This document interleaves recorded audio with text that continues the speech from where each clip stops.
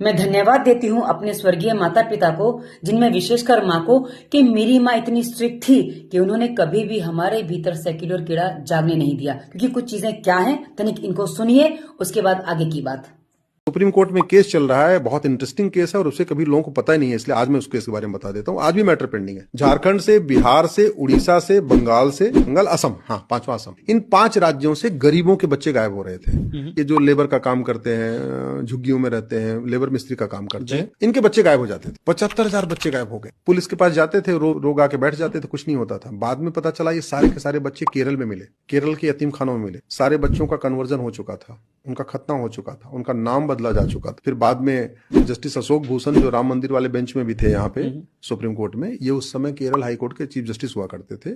वहां एक PIL file हुई, उस PIL में उन्होंने CBI जांच करवाई। फिर जांच में पता चला कि इन 5 राज्यों से बच्चे जो गायब हो रहे थे, 6 महीने के, साल भर के, 8 साल के, 1 साल 2 साल के, वो वहां पे कन्वर्ट करने के लिए किडनैप किया। तो इस देश में कन्वर्जन के लिए किडनैपिंग होती है, ये मैं आपको बताना चाहता। इस देश में कन्वर्ट करने के लिए केवल झूठ नहीं बोला जाता, केवल धोखा नहीं दिया जाता, केवल फरेब नहीं किया जाता, केवल लालच नहीं दी जाती। इस देश में कन्वर्ट करने के लिए किडनैप भी किया जाता है, ये मैं आपको बताना चाहता हूं।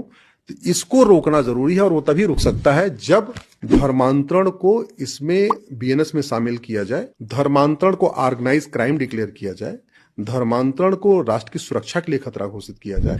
अल्टीमेटली मुगल यहां सत्ता के लिए नहीं आए थे, सत्ता उनके लिए साधन था। मुगल यहां केवल और केवल धर्मांतरण कराने आए। क्या है ना, जो हमारे हितैषी होते हैं ना, उनकी बातों पर कभी शंका नहीं करनी चाहिए, और ये उसी में से एक हैं। तो इनकी बातों पर शंका करना मतलब अपने आप को खड्डे में डालना। और आप यदि न्यूज देखें, आसपास की चीजों को देखें, समझें, क्योंकि आजकल मीडिया बहुत अपनी चीजें बता रहा है, तो आपको पता चल जाएगा कि किस किस तरीके से इनके बेटे हो, इनकी बेटियां हो, स्त्री हो, पुरुष हो, कोई भी हो, वो केवल और केवल कन्वर्जन में लगा हुआ है।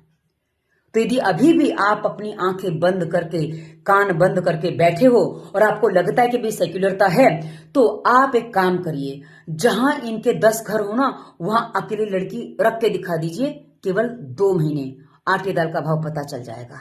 आपका साहस नहीं होगा, आगे आप समझदार बने तो अच्छी बात है, अन्यथा कभी ना कभी सामना तो करना पड़ेगा।